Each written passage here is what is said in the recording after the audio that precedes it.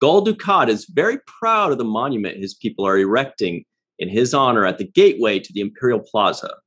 General Martok does his best Duke Evers impression, and Julian Bashir says his tool is either a self-sealing stem bolt or a reverse ratcheting router. Hey, everybody, and welcome to the Seventh Row with Sirach Lofton. Hello. That was a laugh cough. Sorry about that. That was a very long intro I had to throw out there. My name is Ryan T. Husk, and today we're doing a review of Deep Space Nine Season 5, Episode 15 by Inferno's Light, written again by Ira Stephen Bear and Robert Hewitt Wolf, directed by the man that doesn't want to hear Jake and Nog's names ever again, Mr. Les Landau. February 17th, 1997. How are you today, Strzok? Doing good. I was expecting you to word the Gul Dukat thing a little bit differently. I was expecting you to say Gul Dukat has an erection in progress. Yeah. I actually had to, I prepared myself to not slip up there. Okay. All right. So you're on your best behavior. Congratulations. Yeah, at least to start the show, right?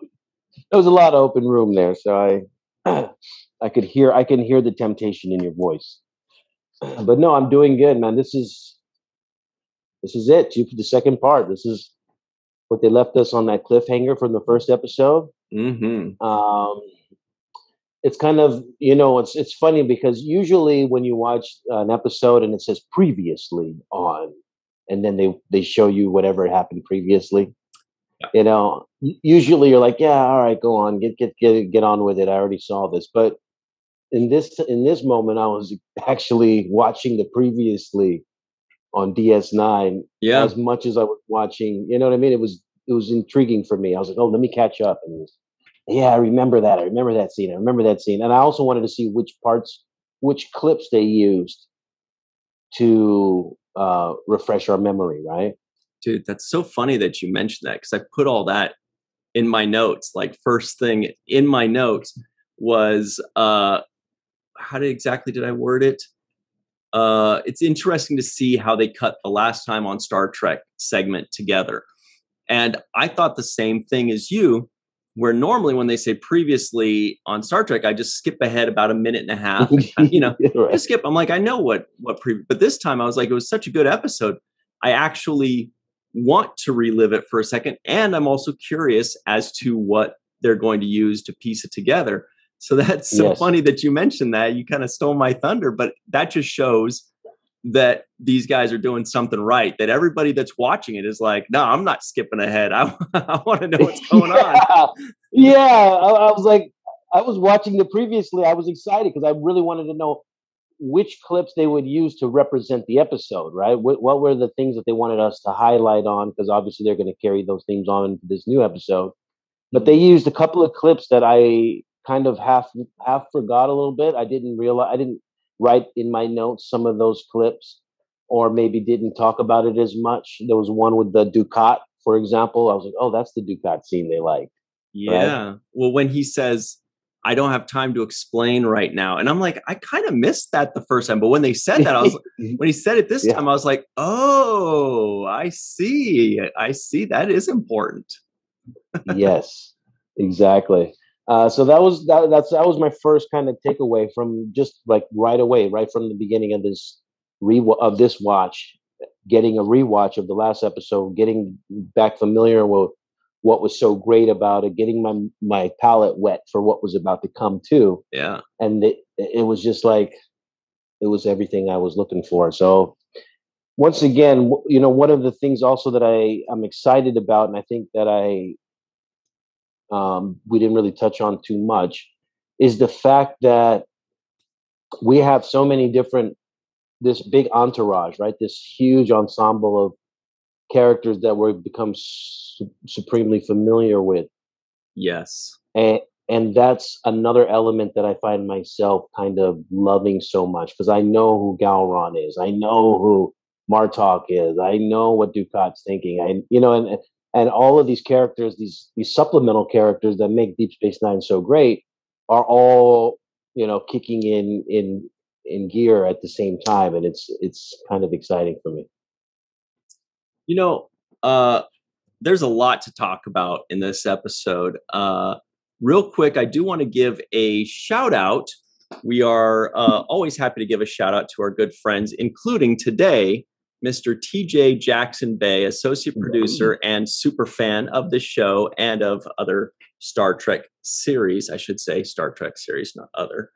And especially to his llama, Jeffrey, of course, his floating balloon llama. And it actually came up in our donor group, our Patreon group that's for patrons only. And our good friend, Mr. Scott Jensen, shout out to him, also made a little Photoshop work I'm going to show you guys real quick this Photoshop work when he mentioned TJ's Gorn, because TJ dressed up as a Gorn before. So this from the scene from the animated series, and Scott Jensen added a llama to the Gorn. So TJ is basically the official party Gorn with his llama nowadays. He's in the episode. He's been digitally remastered. That's great. And look how chill he's happy. He's having his drink. He's got his llama. He's blocking everybody's view behind him. She's upset in the background. She's like, "Will you move that damn llama? I can't see." Save the llama for your mama, buddy. And then one last, I guess this was also Scott Jensen. This is new to me. I missed this one till just now, but he did another Photoshop. The Gorn later on in his commercial with William Shatner. But he still has that right there. The good old llama. Anyway, so shout out to our friends there. All right. Scott Jensen put that together? Yeah. Yeah, man. Good job. Good job. TJ, we see you, man. You and your llama. Can't miss him. So, back to the show. Sorry about that, everybody, but that was funny. That provided hours of laughter. I just kept looking at it over and over again. It's amazing. It's great. Anyway, so back to this episode. I don't know really where you want to start, but there was a lot to cover here, and it was all good stuff. I think there's pretty much anywhere you can start. The big thing for me was like the opening, right away in the opening scene, when you see Ducat's ship joining or following behind the Jemadar, and you're like, what kind of suicide mission is this guy on? Right, he's gonna, try to fight a whole squadron of Jemadar warships. Like, there's no chance. And then you see him kind of make this big turn, and the ice in his veins starts running at full potential. Right. And he starts giving Kira the business. Like, he's basically like, honeymoon's over. I'm done flirting with you. And I gave Zial a chance. Not for now. I gave Zial a chance. And you know what? I'm going to go with the dark side. I'm going to join forces with the dark side. Yeah, when Kira mentioned, what about Zial, his voice lowered. He goes, she made her choice. Woo! But you're right. Like, every single time we think, oh, Ducat's got something endearing about him, he turns around and goes, or do I? Or do I? But I mean, there's moments when he has flashes where you're like, oh, this guy, he's not so bad. He has potential. He, just like he's one or two conversations away from, being a nice guy.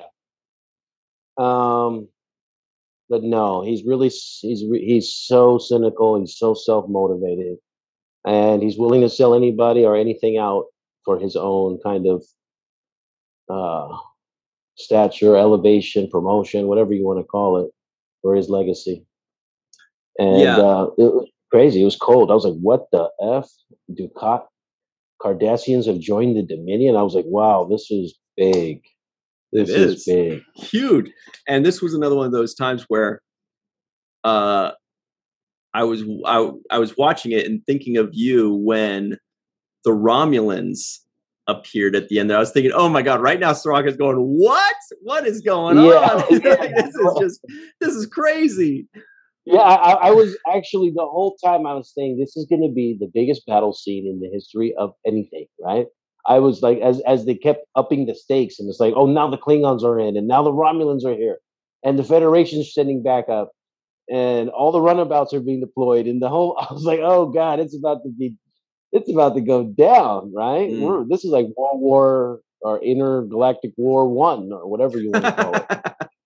Alpha Quadrant War One, yeah. Yeah, it was like a big deal. And I love the scene between Dukat, because Kira, when she gets betrayed by Dukat, she goes full pissed off mode, right? Lock, phasers, open, fire. Like, she didn't have to run it by. I'm not gonna run it by Cisco. I'm not gonna, double check. Is this the move we should be doing? As soon as he said that, she was like, blow his ship up, and kill him. She's out for blood. That's it. She wants to kill now. Yeah, she wants to kill. Yeah, and what he said, Dukat, he said, goodbye, Major. You and I on the same side. It never quite seemed right, did it? And he's just kind of like, well, come on. A scorpion, that's like the scorpion story, the scorpion's going to do what a scorpion does. But yeah, you also mentioned the runabouts, and I did want to talk about that for a second.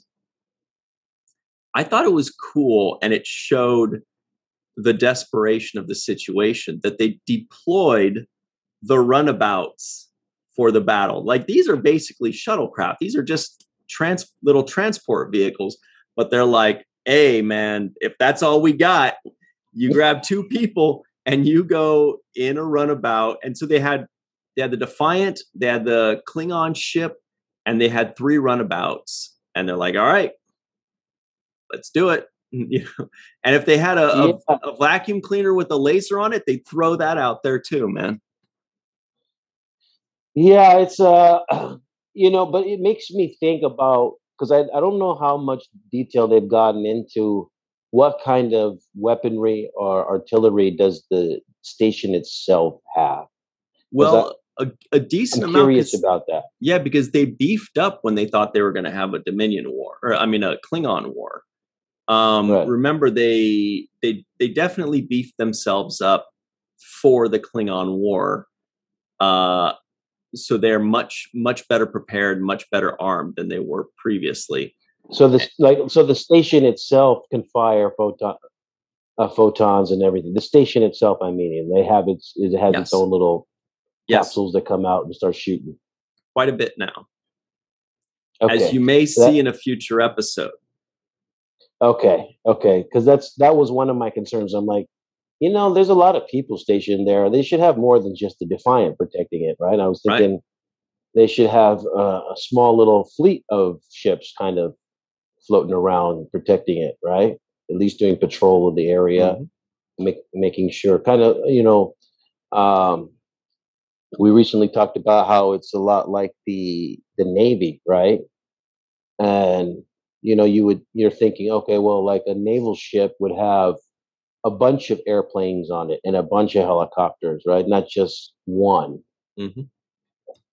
Right. Well, this is like turrets. Right. So this is kind of like a military base, in that there are built-in, turrets and torpedoes and things like that, and that is largely due to the threat of the Klingon War. Is they had to, because you're right. I think what they say, 5,000 or 6,000 people on that space station. They can't just have a ship, protecting it. Yeah. One ship. It's a tough little ship, but that space station needs to be able to defend itself, especially when the Defiant's gone. And especially considering the fact that it's sitting right at the edge of the wormhole, so anybody coming out of that wormhole, however many ships it is, that's the number you're facing right away. Mm-hmm. Deep Space Nine is target number 1 to anybody going through that wormhole. Yeah, so I'm just like, well, I hope it's capable of defending itself. I thought Ducat had some really great moments in this episode. The one scene where he has a conversation with Cisco, and he says, "You know, when I said everything Cardassian is going to be reclaimed, that includes Deep Space Nine, brother." So yeah, it's getting hairy, man. yeah. When he says that, I was like, "Oh shit, you're really starting them. Those are them fighting words." Mm-hmm. Very Those much is fighting so. words. Yeah. Yeah. And Cisco's like, "You want it? Come and get it." You know. Yeah, there's some heat there. There is some heat between those two. And it's cool because it's like, you know, Star Trek's so good at making the big scale conflict and then the more small scale conflict. The big scale is, oh my God, you know, all of humanity and all the Klingons and everything in the Alpha Quadrant is going to be destroyed by the Dominion. But what's even more relevant to the viewer is, oh shoot, these guys are coming for Deep Space Nine. You know, that just makes it hit close to home to us. And that's, you know, and that's more so than just a military target or a strategic target. It's also personal for Ducat. He's like, I want my baby back. Like that, you know, there's a pride thing there. That's all ego. Yeah, it's a lot of ego involved with that. And you know, he's just a good adversary because he's just, you know, he's really good at these scenes where he's like, I'm not taking anything from you, and you're gonna bow down to my will. He's basically a really good evil person. But yeah, I thought there were so many moments. One of the things that I said, I love how the audience is in on some things, but not really. Yeah, like Bashir. Like Bashir, right? So we're in on the Bashir. We're in on some of the, like, we know some things, but we don't. And I liked how that is, because every time the Bashir scenes would come up, I would say to myself, "That fake ass Bashir." Yeah, I was calling him Faker Bashir too. Yeah, and I'm like, him and his smooth face, the ruffled face, the guy with the beard, you know, the 5 o'clock shadow. That's the real Bashir, right? Yeah. So there were moments there where I was thinking, it's great how the audience knows, but the cast doesn't know. Then there was, of course, that scene with O'Brien and Bashir, and in the with the darts, right? And I thought O'Brien was gonna just figure it out. I was like, oh, he's gonna figure this out. He's gonna be like, what do you mean darts? Like, you know, this is a life or death moment, and you're talking about darts. I thought he was gonna say, let's do a blood test on you. And it's so great that he's the changeling is the guy that's actually administering all the blood tests, right? So it's like, that's perfect. It's perfect. It's just, this is perfectly written. You know, there was a line with when Bashir and O'Brien were talking, and I'm trying to find it. It's when maybe I didn't take a note of it. But it was when Bashir and O'Brien were talking, and you know, Bashir mentioned something about darts, and Chief says, "Oh, how can you think about that at a time like this?" or something to that effect. But Bashir's line, the one that I'm trying to find that I really liked, what he said something to the effect of, "Oh, I think things will turn out just fine," or he said, you know, something like that, which is funny because we know what he means. He means for him, for the Dominion. He's like, "Oh, don't worry, I think the good guys will win. I'm feeling pretty confident." Yes, and that's what I meant about the audience knowing, because it's fun to watch those kind of exchanges when you see the character and you're like, you know, deep down it's not the real guy and you're being fooled. Right. It's like one of those moments when you're yelling at the TV, like, "Don't do it! Don't trust him! He's not the guy! You know, he's lying." um, but there were so many lines. I mean, once again, I got to give credit to Ira Bear, Robert Wolf. Right.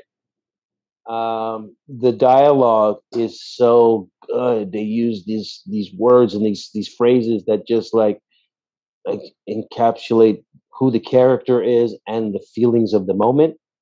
And one of those lines where Garrick, for example, they were like, "Well, there's only who else is gonna fix the transmitter and crawl in the panel? There's nobody else who knows how to do it.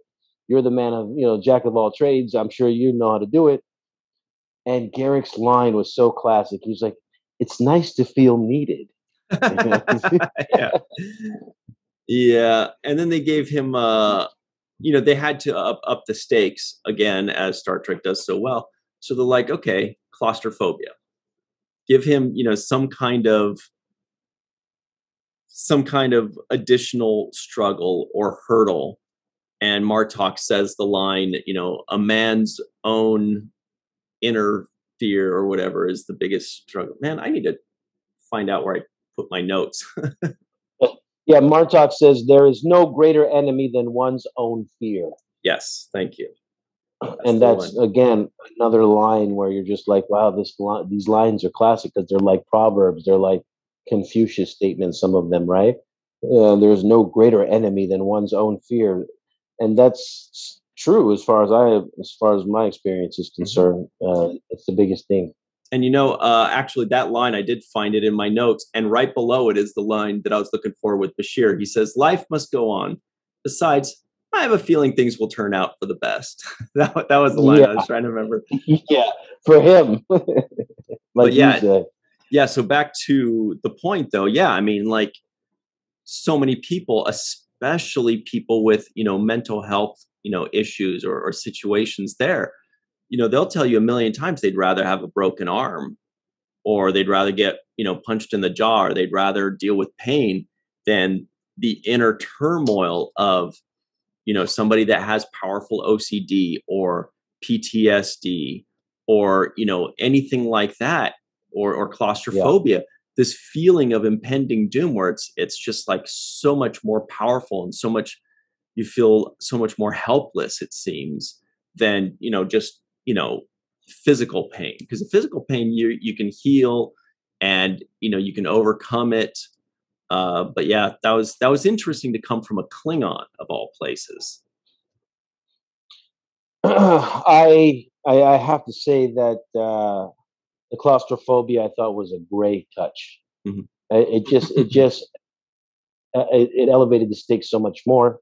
It put the pressure on Garrick a lot more, and the scenes, the way they were written, these like monologues where he's talking to himself, like, yeah, "Get a hold of yourself, Garrick. This is not like the time that you were, at this prison camp or whatever. This is different, and don't forget you promised Zial, and like all these like." And then he says, "Dad, Tane is Tane." He was like, "Tane, I wish you were here so you could be here instead of me." Like, I mean, just the whole.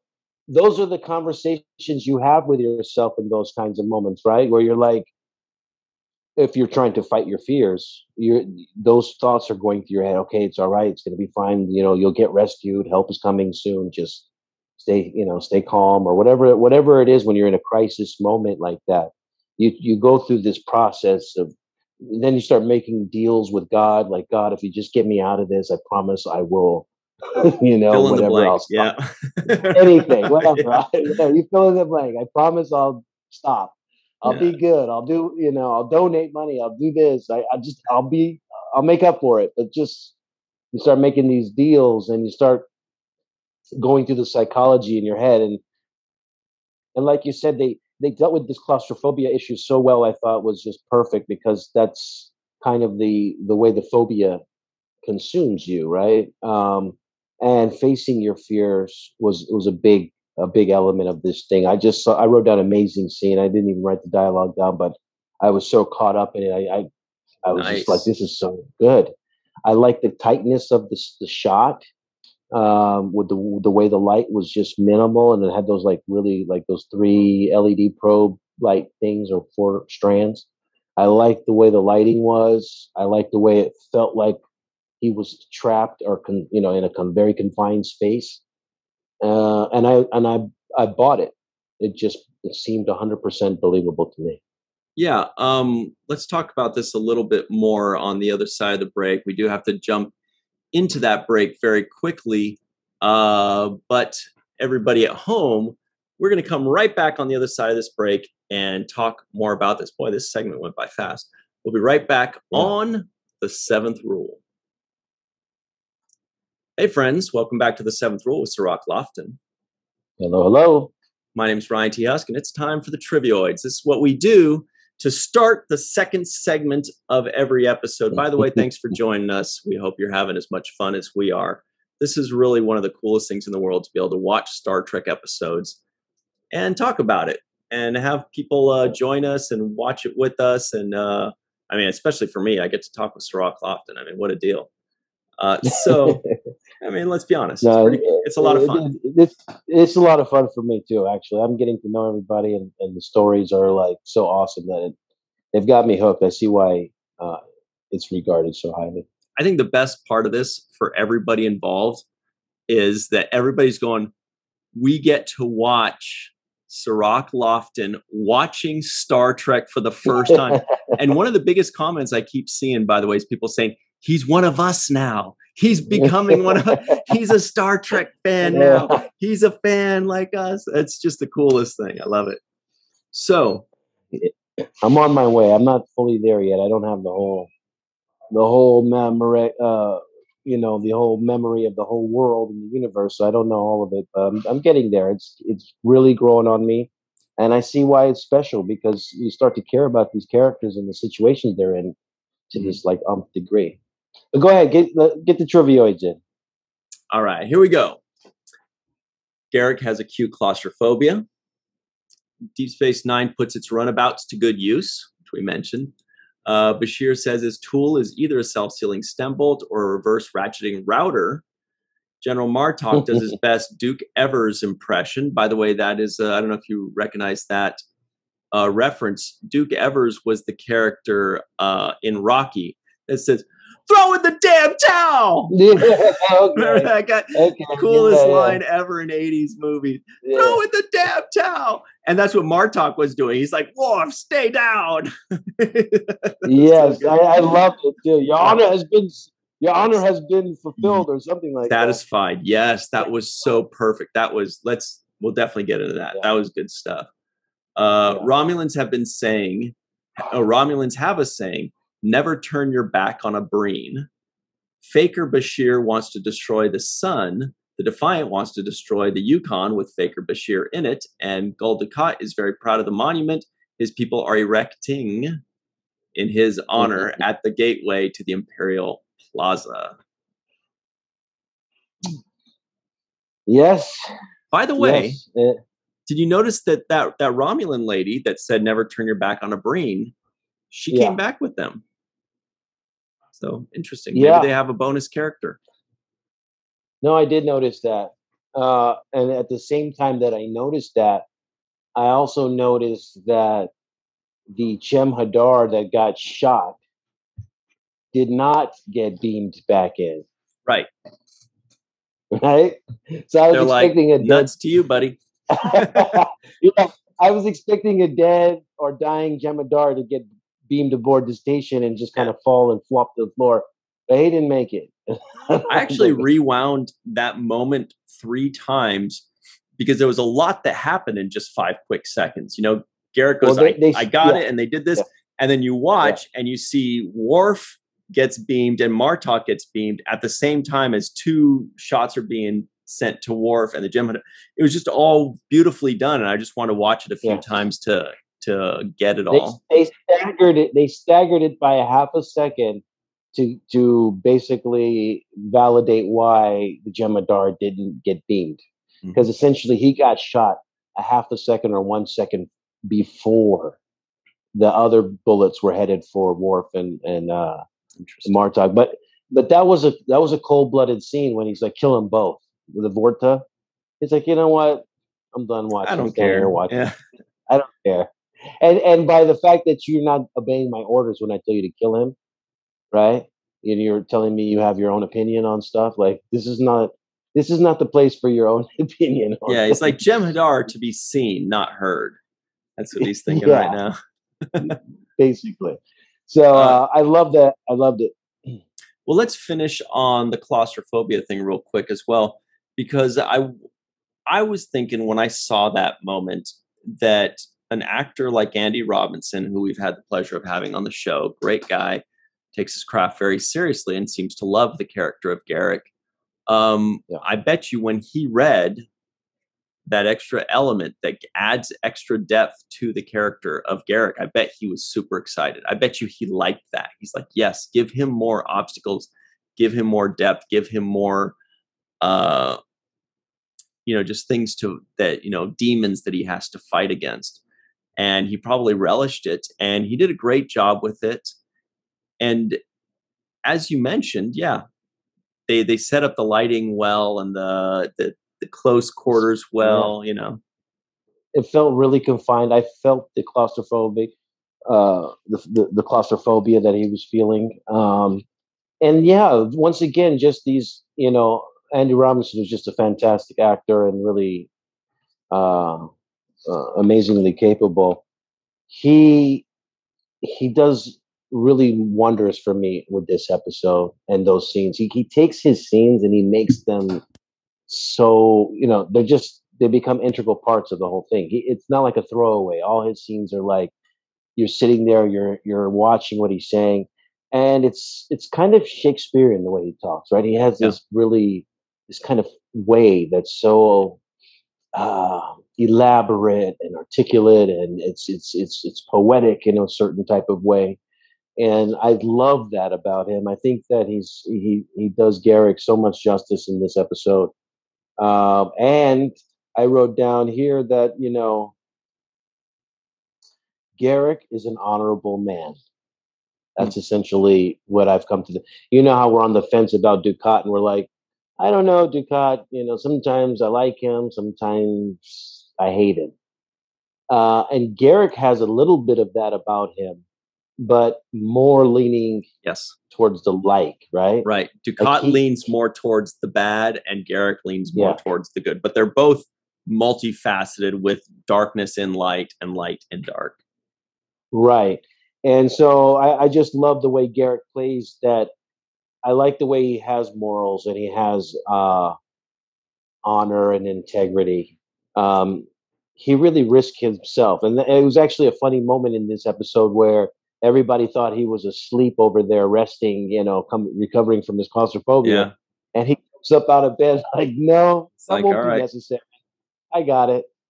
Back to work. I know it's all hinging on me, so I'm going to save the day. Honorable thing to do.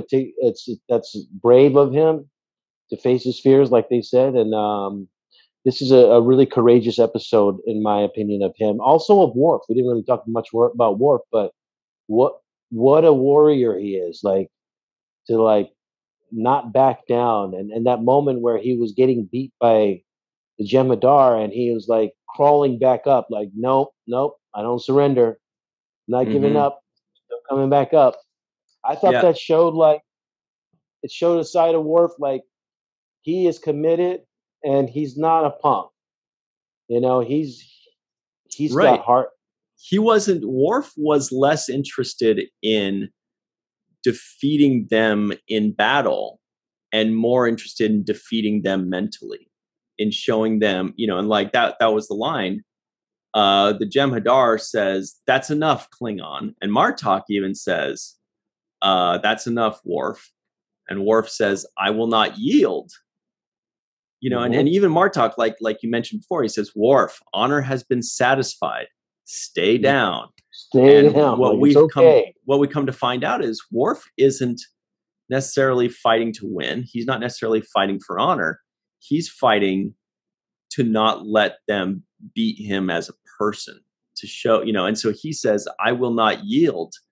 And that's when the aha moment snaps in the Jem'Hadar, and he says, "Then I yield." Perfect. It was perfect.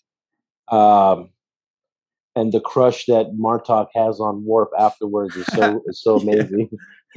5 matches, 5 victories. Yeah. He's like, "My boy Worf." All right. He's like rubbing his shoulders. Yeah. He's like, "Can I get you some water? Keep up the good work. I'll make sure that I'll find what's his name and make him write a poem about shit, and you're gonna be legendary. You're gonna be the Muhammad Ali of the Klingon Empire. So don't worry. And I love that the bond that Martok and Worf kind of shared in this episode as well. It was Worf proved himself. For a guy that was outcast and had his family name disgraced, he has done so much to redeem himself that Yeah. if I don't see Worf and his family name restored by the end of this series, I'm going to be very pissed. You'll be a Just for very the record. unhappy man. But yeah, just to bring it back a little bit, Martok's new last name is Evers. General Martok Evers. Throw in the damn towel. Yeah, Martok was like, dude, you got to give up, man. You're going to die. Yeah, he was totally in his corner. I loved it. It was like a boxing match, and he was like his guy in his corner, man, his trainer or whatever. That was so cool. I felt the same way. I felt the same way. I also like they used this graphic before in the other episode and the one before this, but it was the graphic of the asteroid floating, the prison colony that they're on. I just wanted to highlight that I kind of like that graphic, and I like the way that looks. It looks so cool to see an asteroid floating around with a prison colony on it. Great idea for the art department or visual effects guys to put that together. Mm-hmm. Yeah, it looked great. Also, like we talked about the runabouts, there was a moment where they showed a close-up on the runabout being deployed, coming out of the hatch, and I love that special effect as well. It's like, oh, here we go, and then it's a little. You're slowly turning into one of those ship nerds. There are a lot of people floating around in the sci-fi that they're just like obsessed with nerds. They're like, "What's your favorite Enterprise?" Mine is the Enterprise F that was in episode whatever. Or they say, "Oh, the B is the best," or they say, "What class of ship do you like?" And they're like, "The Prometheus class." No way, the Constitution. And Srock's like, I'm listening. I'm listening. Yeah. I'll tell you in a minute after I weigh out the options. Yeah, but it's true. I mean, some of that stuff, it makes you appreciate it. You know what I mean? Like when you see these things in detail, or you see them in action, you see close-ups, it makes you really appreciate the thought that was put into it and the people that behind this artistry really deserve kudos because, they put so much time and effort and thought and creativity and skill into creating these things that can be believable, that we look at and be like, wow, that's a really interesting ship. And I understand what it does and how it works. And, anyway, so I get it. I definitely get it. I was teasing a little bit, but I totally get it. Yeah, those moments are great. I mean, we talked about last episode, the undercarriage of the Defiant and watching it fly over. And that moment, I know it sounds silly, but it was like, oh, wow, that's cool. I haven't seen the Defiant from that angle before. So yeah, seeing, for example, the station opening up its releasing dock so that this runabout can go is kind of fun to watch these things in motion. I think they even started this episode with a little bit of that ship porn talk that we were talking about. Like this episode started with like release to this and docking, thrusters on half. They started with the same thing that we highlighted in the previous episode. So I was like, oh, they gave us just this little sample of it as well in this one. Yeah, and I think I don't know why this popped in my head, but I think this is the second episode in a row. Both of these episodes didn't even have like a Trekkian name, like the Alvanian beetle, or they're like, there's too much stuff in here, guys. You're just gonna have to go. You're just gonna have to go 2 weeks without your weird Trekkian name stuff. But yeah, there wasn't any of that because they're filling it up with things like that, like what you mentioned. And it was an interesting episode because there was so much jam packed in there. Sometimes we see that there's so much jam packed, it feels like it should be 2 episodes. Well, this was 2 episodes and they still jam packed it, but it worked. Everything worked, And I feel like there was something more I wanted to say about the ships, but I don't remember it now.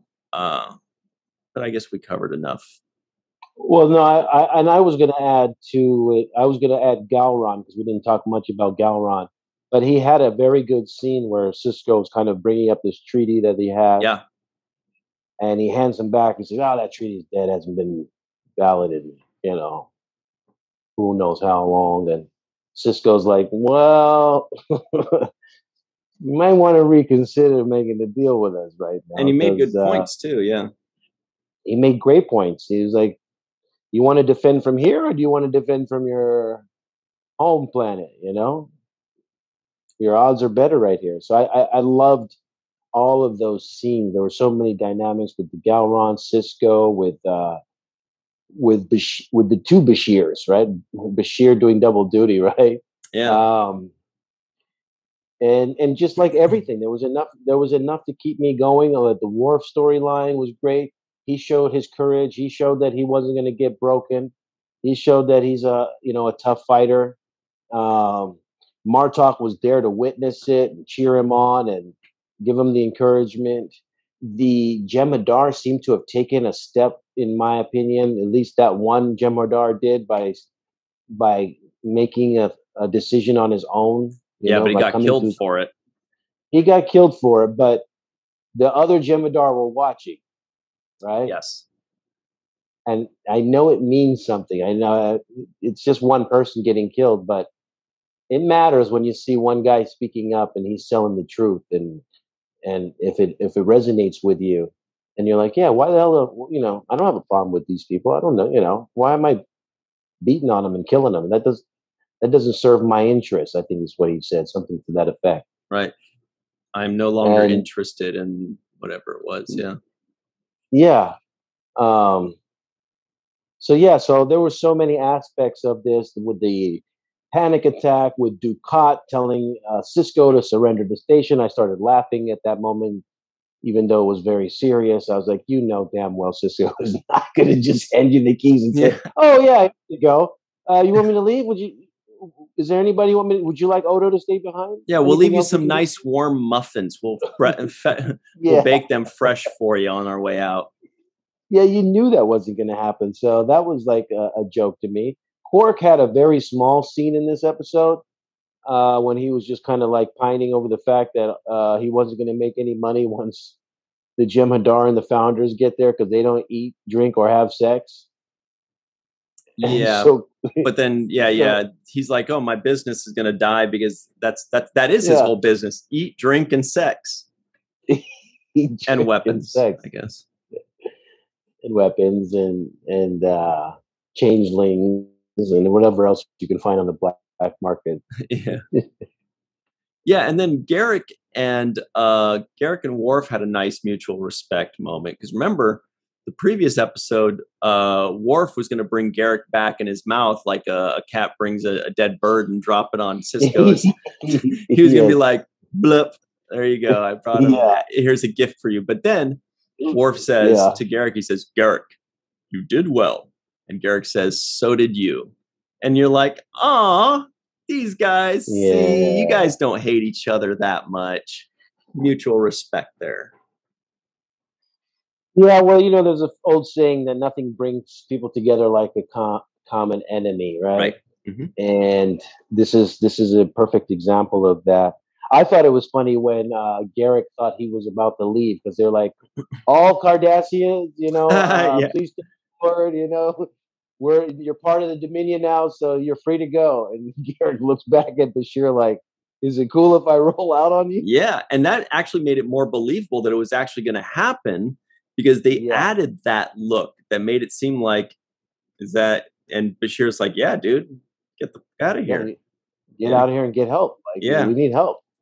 And Garrick's like Uh, thinking like, oh yeah, get help. That's totally why I'm leaving right now. Yeah, that's oh what it yeah, is. That's yeah. the I'll plan. remind myself. If I'm not here by tomorrow with help, just wait till the next day. I'll. Don't worry, I'll remember. I'll remember.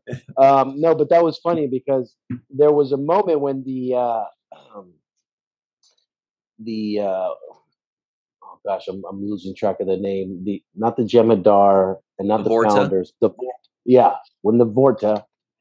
When the Vorta was telling him, like, okay, everybody leave, and he's like, not you. And you see Garrett like, what? Last time I checked, I was a Cardassian, and the line was very good. I thought his name was Deos, the Vorta. Oh, I didn't check. Deos. He's a Deus. Oh man, remember when that was like the song, like in what was something like 1989 or something like that? Deus, yeah. He's a day, he's a day, he's a day. I couldn't stop thinking about it. I had to write that. I was like, no, That's so I can't funny. let that go. So the Vorta Deos went in response to Garrick saying, last time I checked, I was a Cardassian. Deos says, yes, but not a very popular one. There it is. It was such a good line. Deos, that's actually his last name. His first name is Gracias. Gracias a Deos. Hey, our Hispanic friends out there, you guys got me on this one. They're laughing. They're right now. They're going, "Ay, güey." I'm separating myself from that joke. That was a solid joke. That was a There's good no joke. cosign here on this department. Okay. We'll have to. Yeah, we'll see in the live chat. Those of you who speak Spanish, or understand it, let us know how good, or actually don't. You guys are gonna tear me up. No, never mind. Please don't. Yeah, guess the IMDb of Ryan's jokes. Yeah, there should be a joke rating, like a 1 to 10 wows. Like 10 is the worst. When it's 10 wows, it's bad. Guess the rating. How are Ryan's jokes going to be this episode? Put it in the description. Yeah. We've got a few defenders. There are a few people out there that say the jokes are funny, but for the most part, they're just like they're shaking their head. Whatever, they love it. But no, and other moment too at the end where Sisko's like, I get to pick who the commander is, right? I get to pick who's going to be representing the Klingons, right? And he picks Martok, which I thought was just like a perfect move. It's like, oh, this episode really came together like a nice little bow. And how devious is Dukat? He's back on my shit list. He gets no Christmas presents, and just like he sacrificed his daughter, he set the station up. He wants to blow up a sun and turn into a supernova. Like, you're basically gonna kill millions of people. Essentially, you're gonna wipe out millions of people. And he didn't seem to even really think much about it. Like, oh yeah, well, you got me. So, Sirach, you saying that he's not getting any Christmas presents, is that like the seventh rule version of not invited to the cookout? Exactly. He's not invited to the cookout. He was in for a second. You were kind of putting him on the list, but now he was in with Zial, because there was moments where I thought, oh, this guy's not so bad. He's doing good by his daughter. He's like, he's trying, and he had a kind of an understanding with Kira, like, you keep an eye on her. And, there was kind of a thing where there was a moment where I was like, oh, this guy's not so bad. He's trying to do the right thing. He basically got disowned by his own family for claiming Zial at all, right? So he did take some risk by doing that. So I was starting to root for him a little bit, but now I'm like, oh, you're just such a two-faced backstabber, man. He's just gonna kill his own daughter. Yeah, he's like, well, sorry, casualties of war. Too bad for you. So I just think, like, I've lost all my respect for Dukat, whatever little bit was left, and now he's I feel like Kira. She's like, she had her arms crossed at the end, and she's like, I just want to kill him. Like, it was like, I can't wait to get him. She gonna get him. Oh yeah, she's not gonna forget, because he basically tried to wipe Bajor off the map. Yeah. That's it. Speaking of which, it's time. Nitpick alert. Alert. It's time for the nitpick, everybody. Damn it. Damn it all. When Garrick is in the wall with only 3 LED lights out there, they should have the lights aimed at the work he's trying to do, not aimed at his own face. That's going to not only make it harder for him to work, but it's stress. He's already stressing out, and he's got the things face your work. Poor guy. He's just stressing himself out. Hey, face your work, yeah. It's funny because there was that scene when the Jemadar come in and they're looking for Garrick, right? And he's hiding in the wall, and Bashir's like, I don't know where he is, right? And that's when he brings the stem bolt, the self-sealing stem bolts, and the reverse ratcheting router up. Yeah. But in that scene, the Jemadar points his gun and shoots some guy that I didn't even remember seeing. Yeah. I was like, who is that guy? I had to rewind it. I was like, did I see him before? Like, did he just come to get shot? Because I don't remember this guy. He was just some guy that they're like, we got to kill somebody, but the Breen's doing something. We want to bring him. Yeah, kill this guy. I rewound. I was like, wow, they killed the Breen pretty fast. And then I rewound it. I was like, that's not the Breen. That's some random guy. Romulan number 2. So it's funny. It's like, she's next. And I'm like, well, you didn't really upset. Bashir's line should have been like, who was that? That would have been the classic line if Bashir, after he shoots him and says, she's next, if he looked at him and said, who was that? You know what? I just realized something, but we've got to hop over into the free-for-all. So I'll save it. But it did make me think of that. Real quick, Jake Sisko guesses the IMDb score. Another good one. I'm going to say it was on par with the last one. So 9. I'm going to go for a 9. Yep. Same as the last one. 8.9. Same exact thing. Real quick, we also want to give a very special thank you to Carmen, a.k.a. Skillet, PJ Thomas, TJ Jackson Bay out in Missouri with Jeffrey. Bill Victor Arukin. Yvette Blackman, Homer Frizzell, I already said Yvette Blackman, Eve England out in Wales, Dr. Anne-Marie Siegel, Dr. Susan B. Gruner, Dr. Mohammed Noor, Tim Baum, Titus Mahler, John Mann, and Mark Rocco. We'll see you on the other side on the free-for-all. Always remember the 7th rule. Hello, everybody, and welcome to the free-for-all. We are joined by Eve England out in Wales, Mohammed Noor, doctor. I guess I should say Mohammed Noor, PhD, and Marie Siegel, PhD, Mr. Titus. It's so confusing for those of us that don't know anything. Titus Mahler, Homer Frizzell, and of course, the Party Gorn, TJ Jackson Bay out in Missouri with Jeffrey somewhere. And Homer, that thing's scary looking, boy. That thing's... Homer's got the picture. That was TJ out in the animated series with Jeffrey, his llama. That's so funny.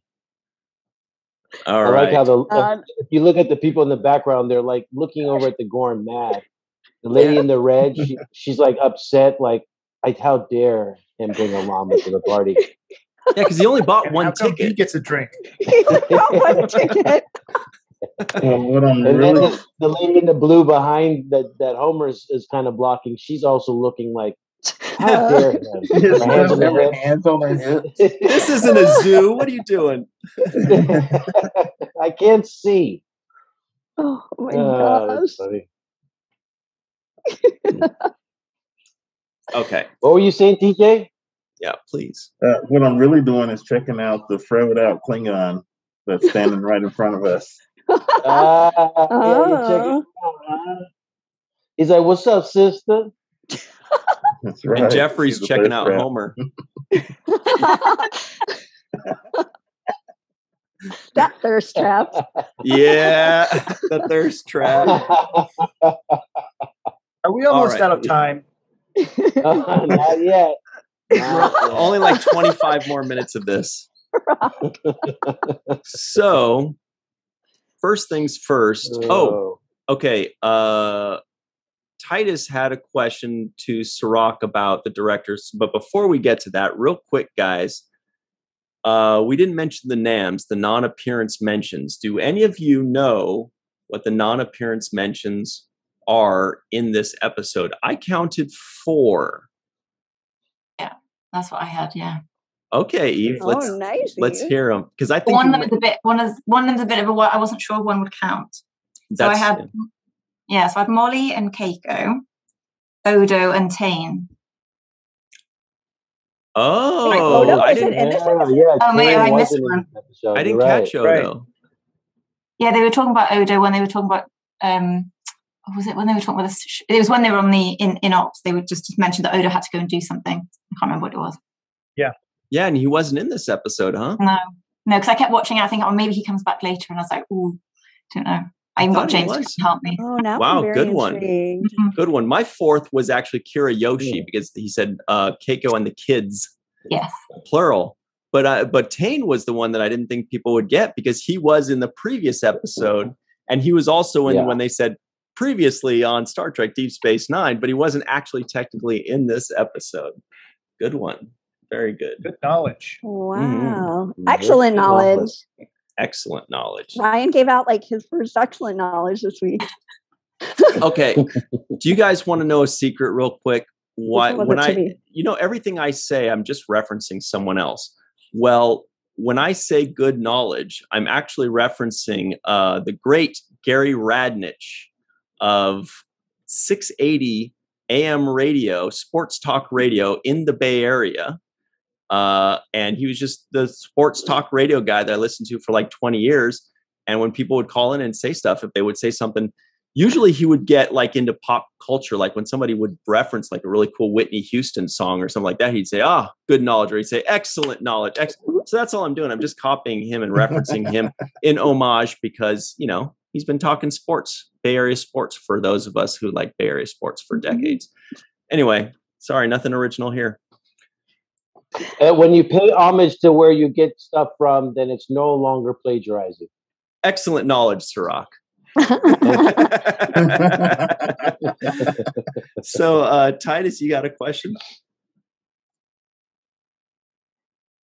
Yeah, I just among the notes I took because I was watching the episode just a little bit ago. I really liked Avery's delivery in this episode. Some of the lines, I just thought he put something extra special on them. Like when you have the super serious Gowron, saying "May the tides." I forget his whole line. Oh yeah, Avery. Oh, you got it, Sirach? Yeah, he says, think of it. 5 years ago, no one ever heard of Bashir or DS9. All our hopes rest here, where the tides of fortune can take us, no man can know. I thought that was really poetic as well.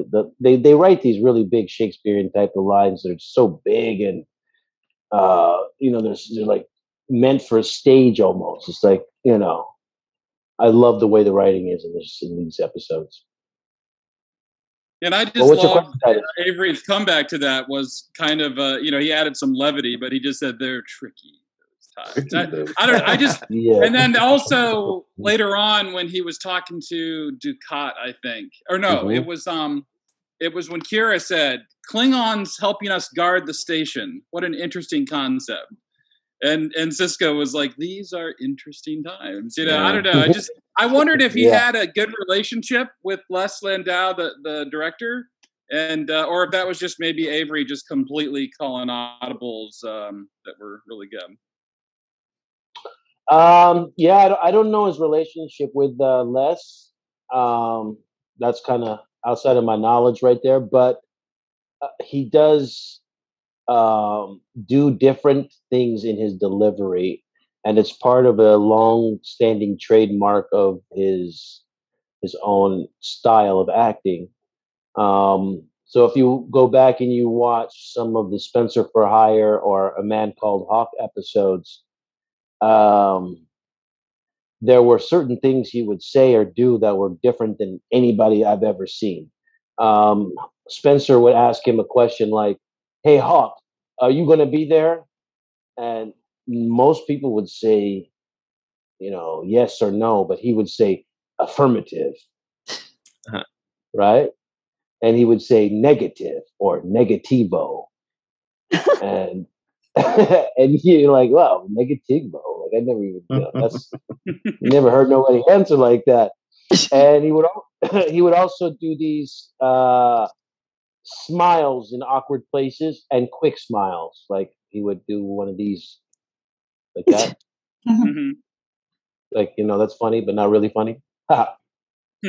And and so he's got a bunch of like small little mannerisms and things that I feel like are unique to him and his performances.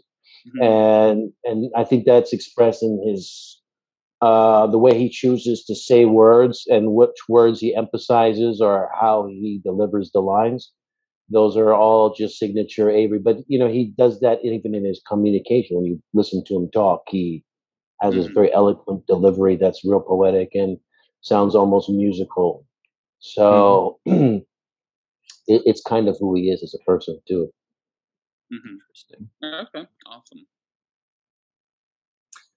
Anybody else have any thoughts on this here episode or the two-parter itself? Eve, out in Wales over here, was giving us a lot of cool information from the DS9 companion. Were there any other cool tidbits? Oh, by the way, check out this awesome shirt that Eve England is wearing. We're going to spotlight you. Here it comes. Ta-da. And it says athletic department, racquetball, batleth, and darts. Brilliant. Tarok Noor under new management. Yes. Under. All right, real quick, other shirts. This is walking art made by Melissa.com. Nice. This is Engage number 5. And nice. I see Muhammad is also wearing, very quickly, something from Walking Art made by Melissa, the chat pack. Chat pack. Yeah. You can find that in the description box below. And it looks like Homer is definitely wearing an Abyssinian kiosk creation. It is not Abyssinian kiosk. I think that's no. From Lower Decks. Oh, wait, I want to see. Yeah, let's see it. Yeah. So see it. It's like everything you saw maybe in the first episode. So I think there's a ballad here. There's some Romulan whiskey. A bunch of whiskey type stuff. Maybe these are pips. I'm not sure. Yeah. Yeah. Oh, that's fun. Contraband. Okay, so that's also cool. But check out AbyssinianKiosk.com. That's in the description box below. That's Sirach's sister that does that one. And Anne-Marie probably is wearing something. I always wear Ferengi eyes because I have like 5 of them. plus a few Captain Nog forever. But I love Ferengi eyes. Nice. From the Teespring store. And that's at teespring.com/the7th rule. Check it out. Everything that you see here is in the description box below, except for, Eve England's and Homer's surprise Lower Decks shirt. My apologies, Ryan. I didn't mean to take you by surprise. Not at all. Good thing about the Ferengi Eyes one, and I don't know if it's the same with the one that you have there, Anne-Marie, but you have the 7th rule on the back. Yeah. Yeah. Especially if it's Ferengi Eyes cool, because then the 7th rule shows up in purple on the sweatshirts at least, which is really fun. Can you show us the back, Anne-Marie? Let me see. I don't know if you can see it. Also, this is the cool one. I was like, I'm not sure which one I'm wearing today. All right. So everybody that's just listening and not watching is like, I don't know what's happening. So, sorry, Eve, did you have anything to add from the companion? Yeah, no, they were just, because apparently there was some criticism as to Guldercat's rise to power and how quick that was. But I think the writers sort of said that what they were trying to do is just trying to make references to Hitler's rise to power, for example, and how, you get these horrendous leaders from desperate situations.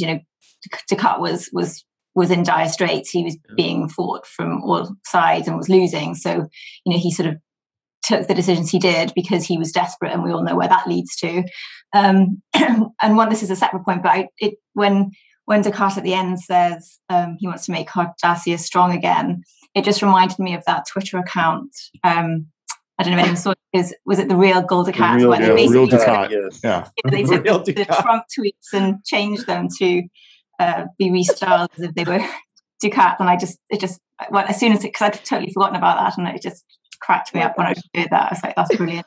That account was brilliant. Where he has like that. It's still hat up, right? That says like "Make Cardassia great again."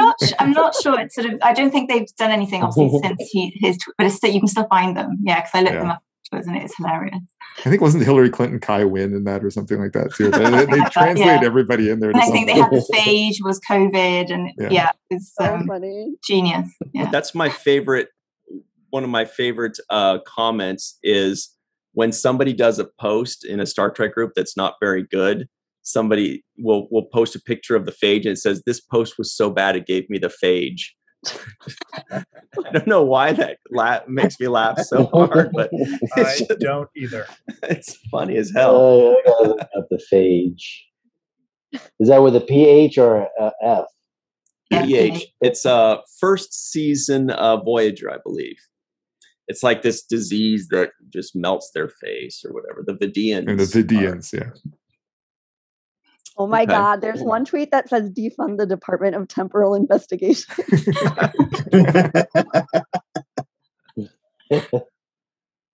So that's new, right? That's relatively new. They've been tweeting this week. Okay, cool. Which is the account? Yeah, somebody said who shot Amin Maritza. Or that's one of them. There's a lot of conspiracy theorizing going. Isn't that was in Trials and Tribulations, right? Yeah, we just saw them. Yeah. Got it. Yeah. Yeah, it's at Real Gold Ducat. Totally amazing follow. At Real Gold Ducat. Uh-huh. Got it. Mm-hmm. Yeah, look at that. All right. Any other thoughts on this episode? I like, I mean, this is something that's not exclusive to this episode, but I like the tension between the Vorta and the Jem'Hadar, and it's something that's come up a couple of times in there. But it's really interesting that they're on the same side, but they really don't like each other at all. And that respect that I can't remember his name, but the Jem'Hadar guy who didn't want to kill Worf, the respect he had for him, and it seemed kind of mutual in a way, even though they were enemies. So this idea of honor, that they really get it, whereas the Vorta are like, "What the heck, kill him!" You know. That was interesting. Yeah, that's one thing I noted. I really liked. I felt it in previous episodes, but I felt it again in this one. I kind of like the Jem'Hadar. You know, I mean, they're definitely the antagonistic group and stuff. They're the tip of the spear, but I felt like you got a sense that they have some honor. They kind of get the Klingons a little bit. And so, yeah, that was one of my favorite things about the episode was the respect that Jem'Hadar showed for Worf and the Klingons. Right. Well, the Jem'Hadar are not enemies of the Federation by will. They don't. They're just born and bred and created to be these fighters and to be these enemies and to be these marauders. So every once in a while, they exert some free will and some free thought. And then what happened to him? Vorta goes, "All right, kill this one. He got red pilled. Kill him. he snapped out of it. He's no longer of use to us." So given the Jem'Hadar have to follow the founders, so that's hardwired into them. But it's interesting they didn't hardwire in that they have to follow the Vorta. Right. So I wonder if the founders did that on purpose in case they ever decide, we're kind of done with the Vorta. they don't have they don't have a situation where the Jem'Hadar are then defending the Vorta. Yeah, interesting. Mm-hmm. It's just nice to see the Klingons held up as an example of like something that they could aspire to if they weren't being oppressed, which is something you don't see Klingons depicted as very often. I love the way that Deep Space Nine always spins your view of things. Sorry, Thrak. No, you're right. I was just going to add that first time we saw the Jem'Hadar, they were really anxious to test their battle and their fighting skills against the Klingon, right? So that was kind of a theme that was introduced to us many episodes ago. And so I think they have this real respect for the Klingons because they are such a fighting race of people that they are like, that's like us, we like fighting and we see honor and integrity in fighting, and we define ourselves by our over masculinity type of behavior. So I think they kind of see themselves as like the same in some type of way. Jem'Hadar sees themselves in the Klingons.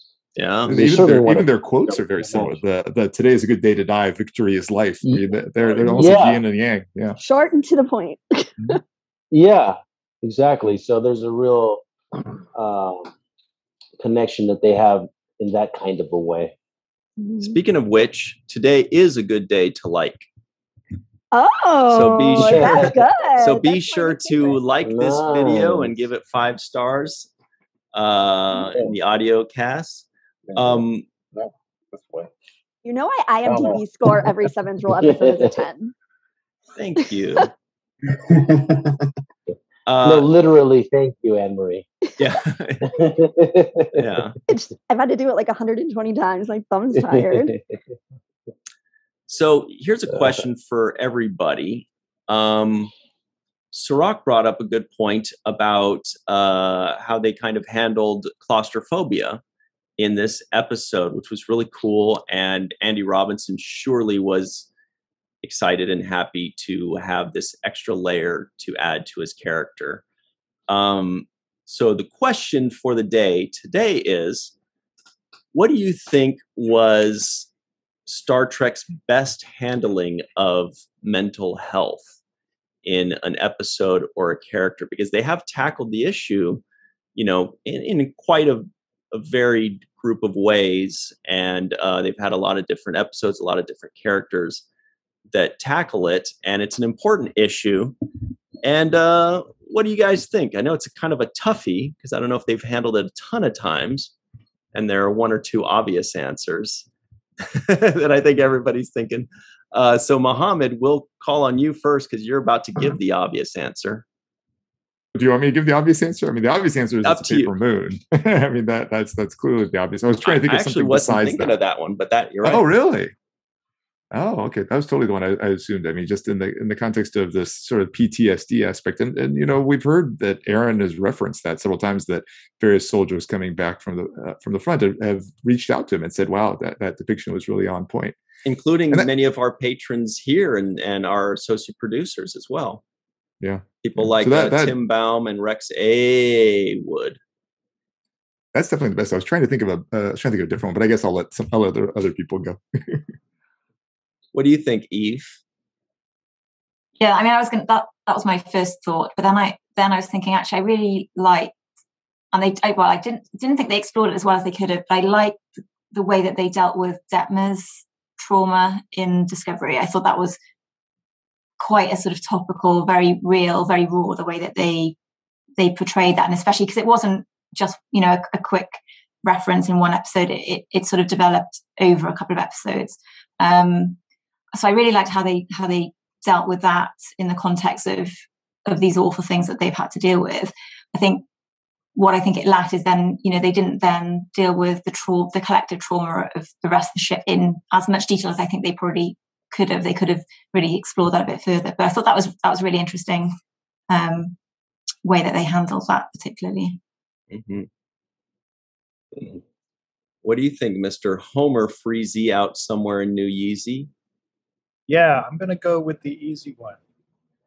It's going to be Miles O'Brien, and it's going to be after he had that prison term in his mind, yeah, and his coming back into real life and trying to keep those two things separate.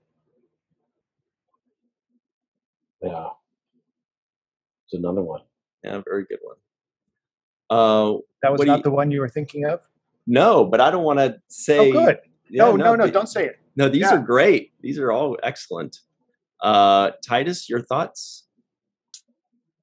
Yeah, Hard Time, the one that Homer just referenced. That's what I was thinking of.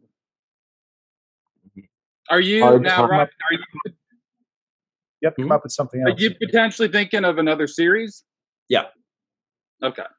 I guess I was mostly thinking of Frequency. Everybody's so puzzled, and I thought it was like the obvious one, but I'm so wrong. Wait, I don't know other series titles that well. Frequency? Dr. Anne-Marie Siegel. What is Frequency? What episode is Frequency? Frequency is a word that means like how many times something. Yeah, I know. But what episode is that? Modulation. That's not an episode. That's how I used it. I'm okay. I'll just tell you guys. I was just thinking of Barkley because Frequency. Oh yeah. I knew you were going to say Barkley. He had the most episodes that dealt with his anxiety. So when I meant Frequency, I meant like the amount of times and the amount of episodes that they touched on the same, kind of short anxiety. Circuit my brain by like making up episode titles.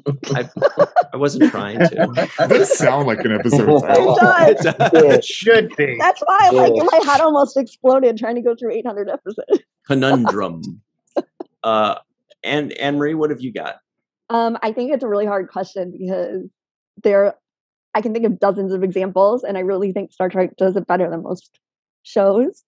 And actually, just in this episode alone, like you mentioned, Garak, I thought that was amazing. And I watched a lot of British television and European television, and a lot of them will depict people with flashbacks to like Dunkirk and Ypres and a lot of like World War I battles. And it's so real, like when they're digging tunnels to get out of their barracks if things get bombed. It just, something about it really captured that. But I think my own personal favorite, even though so many always blow my mind, is the one where like B'Elanna gets pregnant to have like Tom Paris's baby, and she's a really hard time struggling with her own identity, and the kid she's only half Klingon, and so then the kid will be only a quarter, and she got made fun of a lot when she was young because of her Klingon side. And I think that's a topic that is never really discussed in popular culture, like the next generation after kids are like from mixed marriages. And it can be really poignant, and sort of, it's still kind of like a taboo thing to talk about, but obviously is very prevalent and always comes up just in like weird minor ways, even just navigating like dating and everything. So I thought they handled it beautifully, and it's beautiful, and such a great Tom Paris moment where he's like, I don't care, I want the child to look just like you. And it's just lovely, and I love Star Trek. Nice. TJ, I'm sorry, Partygorn? Partygorn. Swinging 70s Gorn? I got several things, but I'll go for one that probably no one else will go for. And I want to go back to the original series and talk about the times when Kirk was kind of, questioning himself or feeling the weight of command and all the decisions he has to make. And Dr. McCoy goes in and, kind of cheers him up. I can think of one specifically where, he gives that quote about, how many, planets there are and how much light there is out in the universe. And he says, don't destroy the one named Kirk. Nice. So that's my entry. Don't destroy the one named Kirk. Also, Muhammad, do not touch him. Muhammad has another cool one to mention. Yeah, there's actually one that's come up a couple of times, which is Picard post-Borg, which is, it'll come up in the episode Family, but then also came up again in First Contact as quite a theme there too. So that's a great one, Homer. It's nice, and it's nice when it's not just one episode, because trauma doesn't just get healed in like a day. So it's nice to show that this is something that lasts years and still has effects that bubble up. So especially like that little support scene with Seven, I loved it. I don't know if this is exactly the same as what we're talking about, but I'm going to say Garak from The Wire. Okay. Definitely. Absolutely. He's got that, he's got this thing, and all of a sudden it's going away. So it's like this withdrawal that he has to deal with. I thought for all of the things that Garak said to Dr. Bashir, for Dr. Bashir to just be able to look past that and still treat him with compassion and understanding was incredibly powerful. Yeah, Eric was not nice in that episode.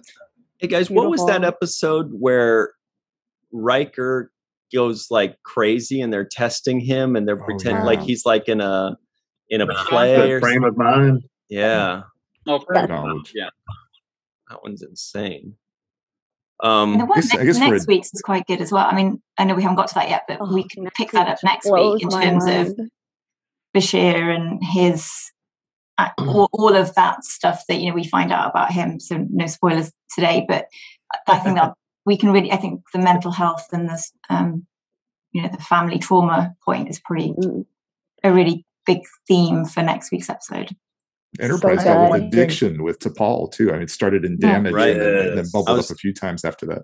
Yeah, I was going to mention T'Pol's addiction and Rafi's addiction in Picard as well. Those and even what was it, like first season Next Generation, where they had that game that was more like a prediction of what's going to happen nowadays with people just stuck in the front of a screen. But there was an addiction episode in TNG first season where Tasha Yar gives Wesley a drugs are bad speech. In a very 80s that was way. season 2. I just watched that episode actually. The one with the people that were like trading. It must be the first 10 episodes because it's with Tasha Yar because she's the one who gives the drugs are bad speech. You're all right. It must have been season 1. Yeah, it was towards the end of season 1. Wesley's like, why did people do those? It's just a little much, a little 80s. But next week is such a good medical ethics one too. It's one of my favorites. Can't even wait. Homer? Yeah. It was also Dr. Crusher, so I know it was season 1 because it was not Dr. Pulaski. Right. So I have a nitpick with the episode. How come it's time for your nitpick, Homer? Yeah. Why don't we get to see the Bashir bucket? Ooh, that would be cool. Very good. I've always wondered that. How often do better changelings have to sleep in the bucket? Or if they do, maybe they're so good. Oh, the Bashir bucket. That's what you mean. I see. I was really waiting though for a T2 moment where when you hear the female voice when he's on the shuttle that he would do something weird with his hands turning into goo. That's why they missed a trick there. That would have been amazing. They did. Cool. Oh. Yeah. I had the changelings. What Titus? The changelings are really smart because they're not going with people that are together because the other person would recognize their partner as a pile of goo overnight. Oh, yeah. So they knew Bashir's on a dry spell. Dry spell. Zip. Sorry, what were you saying, Titus? One thing I noticed. Maybe they just had a wet dream. One thing I noticed is the Dominion. What was that? Nothing. Let's keep going. No, you mentioned a puddle in the bucket. I just said maybe they just had a wet dream. That's all I was. He repeats it. I know. We could have just moved on. Sorry. You thirst traps. And Dr. Susan Bruner, apologize in advance to you two as well. Sorry, we'll try one more time, Titus. Come on, Titus. No, what were you saying, Titus? Sorry about that. I had a science question for Muhammad. I figured he might be the best person to ask. I remember reading somewhere that and I don't know the science behind it, but that you would never go to warp in a star system. And of course they do in this episode, but they were giving credit to the writers for at least having the line in there where Dax says in a star system. So I just didn't know if you had spotted that or if you knew why you. I remember that. I remember coming up. That's definitely a Dr. Aaron McDonald question. Well, I actually read that it's referencing the Lenora Kahn experiment, but I don't know the wording from that episode well enough. But it's a direct reference to that research that was done in that episode. Mm-hmm. Very cool. Yeah, I didn't know that one. Sorry. Which is I didn't catch. But I do know that in TNG, they would reference when Beverly had that experiment with all those scientists from different races or different species. So it's they would reference her work in that episode. So I read that in Deep Space Nine, they're doing it with Lenora Kahn's work, which I thought was awesome to get into that detail. You know who else knew that? Jeffrey, the party llama. So we got to go in just a few seconds here. Sirach, any final thoughts? We kind of went around the table. I don't know if you had any final thoughts on this episode or on the mental health topics that they tackle. Yeah, I was going to add the my mental health was Kira's mental health and how it's been played out in different episodes. I would bring up Duet as one of them. Yes, kind of goes through that psychology for me. And the slow burn of her mental health progression that's over seasons, and it's just subtle differences for 120 or whatever episodes. What an amazing actor and writers. So good. A+. Yeah. All right, guys. And I wanted to ask him. no. Just real quick, I know you're trying to end. I wanted to ask. Sirach said last episode that this had the makings to be his favorite two-parter in Star Trek. Second half. Yes, it did. I think the second episode was just as good as the first one. There were so many little scenes that I enjoyed. I mentioned the fact that I liked the fact that the extended cast and all the Galrons and the Martoks and the Ducats and everybody's kind of kicking in together. We're seeing this real big extended DS9 family. I thought this episode was great as well. Didn't leave me hanging at all. And yeah, I just thought everybody kind of stepped up. Garrick stepped up. Worf stepped up. And then Ducat let me down as usual. So basically everything was good. Yeah, I love that bit. Like, yeah, of course we should never trust him. He never changes. I have faith.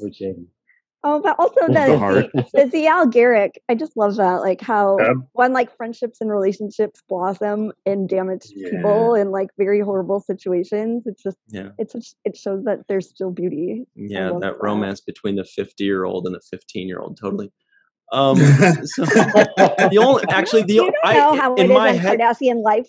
Exactly. In my head canon, I rectified that by saying, you know what, Kardashians just grow up earlier and they become adults at 13. Whatever. Who knows? It's better than Cass. Right. Better than Jem Hadar too. They only live to be like 7. But they don't eat, drink, they don't have fun. Yeah. Jem Hadar and Ocampans. That's a good match. Okay, so we got to run. Everybody at home, thank you all so much for joining us. Anne-Marie, TJ, Mohammed, Eve, Titus, and Homer, thank you for joining us. For everybody here at the 7th Rule, always keep your ears open.